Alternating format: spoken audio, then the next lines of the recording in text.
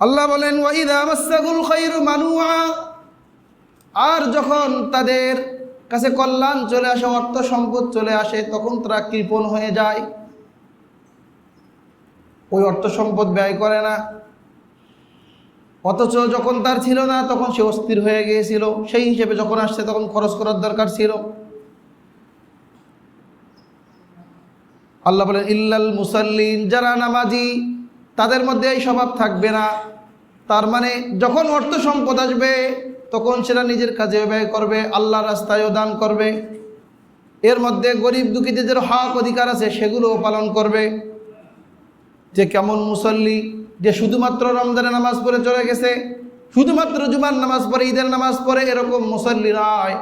বলে আল্লাযীনা হুম আলা সালাতিহিম দাইমুন, ওই মুসল্লি, ওই নামাজি যারা তাদের নামাজে তারা সর্বদাই, তারা কন্টিনিউ করে নামাজ পড়ে, নামাজ কাজা করে না, যারা সর্বদাই নামাজ আদায় করে। ওয়াল্লাযীনা ফী আমওয়ালিহিম হাক্কুল লিসাইলি ওয়াল মাহরুম, আর যাদের এবং তারা যাদের মধ্যে, যাদের সম্পদের মধ্যে ভিক্ষুক, অসহায়, দরিদ্রদের অধিকার রয়েছে। হক্কুম মালুম, নির্ধারিত হক, কাদের জন্য? লিসাইলি, ভিক্ষুকদের জন্য, ওয়াল মাহরুম, বঞ্চিতদের জন্য, অসহায় দরিদ্রদের জন্য। ওয়াল্লাযীনা ইউসাদ্দিকুনা বিয়াউমিদ্দিন, এবং যারা কিয়ামতের দিনকে সত্যায়ন করে, বিশ্বাস করে। ওয়াল্লাযীনা হুম মিন আযাবি রাব্বিহিম মুশফিকুন, এবং যারা তাদের রবের আযাব সম্পর্কে ভীত সন্ত্রস্ত। কেননা ইন্না আযাবা রাব্বিহিম গায়রু মা'মুন, কেননা তাদের রবের শাস্তি, এর থেকে কেউ নিরাপদ থাকতে পারবে না, চলে আসলে কেউ নিরাপদ থাকতে পারবে না। ওয়াল্লাযীনা হুম লিফুরুজিহিম হাফিজুন, এবং যারা তাদের লজ্জাস্থানকে হেফাজত করে। ইল্লা আলা আজওয়াজিহিম আও মা মালাকাত আইমানুহুম ফাইন্নাহুম গায়রু মালুমিন ফামান ইবতাগা ওয়ারাআ যালিকা ফাউলাইকা হুমুল আদুন, তবে তাদের স্ত্রী এবং তাদের মালিকানাভুক্ত দাসী যদি থাকে, এরা ছাড়া, তথা এদের ক্ষেত্রে প্রয়োগ করতে পারবে, এরা ছাড়া হারাম ক্ষেত্র যদি গ্রহণ করে তখন তারা সীমা লঙ্ঘনকারী হবে। ওয়াল্লাযীনা হুম লিআমানাতিহিম ওয়া আহদিহিম রাউন, এবং যারা তাদের আমানতকে, তাদের অঙ্গীকারকে পুরা করে, ঠিক রাখে। ওয়াল্লাযীনা হুম বিশাহাদাতিহিম কায়িমুন, এবং যারা তাদের সাক্ষ্যকে সঠিকভাবে আদায় করে, যেখানে সঠিক সাক্ষী দেওয়া দরকার সঠিক সাক্ষী দেয়, মিথ্যা সাক্ষ্য দেয় না।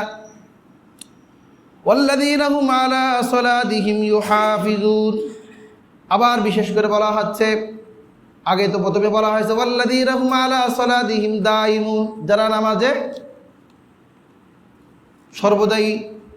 সর্বদাই নামাজ আদায় করে, নিয়মিত নামাজ আদায়কারী।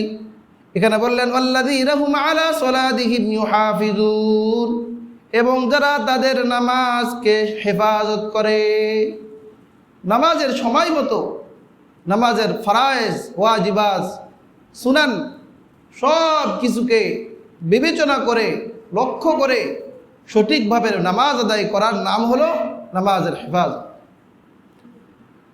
তো এই যে গুণ, কয়েকটা শ্রেণী বয়ান করা হলো, তো আল্লাহ বলেন যে এই সমস্ত মানুষ উলাইকা ফি জান্নাতিম মুকরামুন, যে এই সমস্ত লোকেরা ফি জান্নাত, জান্নাতের মধ্যে থাকবে, যেটা সম্মানজনক স্থান। সুবহানাল্লাহ। সম্মানিত হাজিরিন, তাহলে এই যে যারা আমরা নামাজি, খতম শেষ হয়ে গেছে, দেখবে যে সূরা তারাবি মানুষ মুসল্লি পাওয়া যাচ্ছে না, কি করতেছে? ওই মার্কেটে ঘুরতেছে। অথচ শেষ সময়, এখন তো ফলাফল ঘোষণা করার সময়, এখন তো ফসল কাটার সময়, অথচ এই সময়ে ফসল না কেটে তারা কি করতেছে? ঘুরে বেড়াচ্ছে।